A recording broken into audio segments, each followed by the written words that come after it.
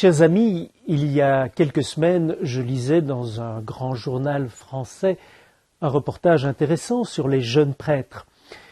Et ce qui m'avait frappé, c'est qu'il était écrit que certains de ces jeunes prêtres se sentaient mal aimés, voire malmenés par le pape François, qui, à force de critiquer le cléricalisme, semblait critiquer la vocation de prêtre et semblait s'en prendre à leur place dans l'Église. Alors évidemment, moi je ne suis plus un jeune prêtre, je suis un prêtre de la génération Jean-Paul II, mais je suis quand même prêtre et je voudrais dire que je ne pense pas du tout comme cela. Je pense même que le pape François est un des papes qui parle le plus de la prêtrise et qui en parle en bien. Mais il le fait à partir de son charisme jésuite, et je rappelle que la spiritualité jésuite consiste dans ce qu'on appelle le discernement des esprits.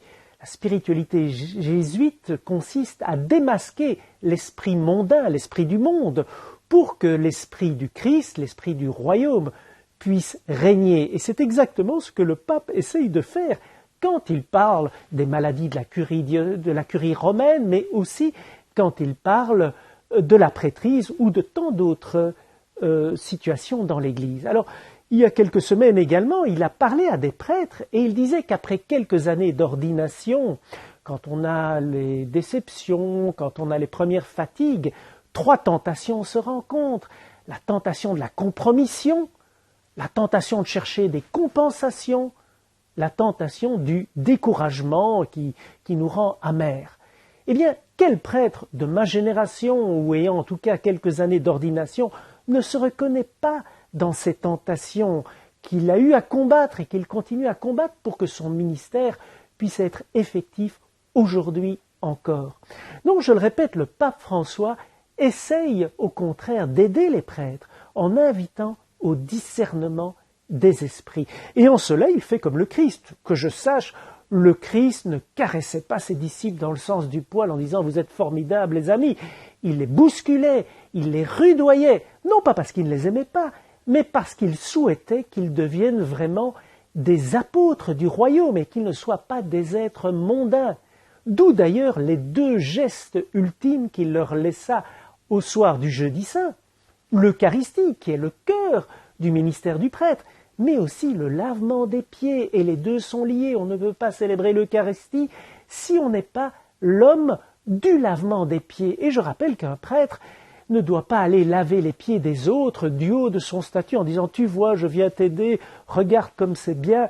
C'est pas cela. Laver les pieds, c'est se mettre au niveau de celui à qui on s'adresse, surtout le plus petit, le plus humble, comprendre qu'il a des choses à m'apprendre, se mettre authentiquement à son écoute, ou comme dit le pape, avoir l'odeur du troupeau. Le pasteur doit avoir l'odeur du troupeau. Eh bien, ce que le Christ a voulu distiller auprès de ses disciples avec ce geste du lavement des pieds lié à l'Eucharistie, le pape souhaite également l'apporter aux prêtres auxquels il s'adresse. En ce temps de Pâques qui nous fait cheminer vers la Pentecôte qui est l'esprit qui nous réveille, eh bien, que ce soit authentiquement cet esprit qui réveille notre prêtrise. Je m'adresse ici à tous mes frères prêtres et en particulier à ceux qui vivent leur ministère dans la douleur, dans les épreuves. Notre pape est un allié qui nous accompagne sur ce chemin. Prions pour lui et croyons bien qu'il prie pour nous.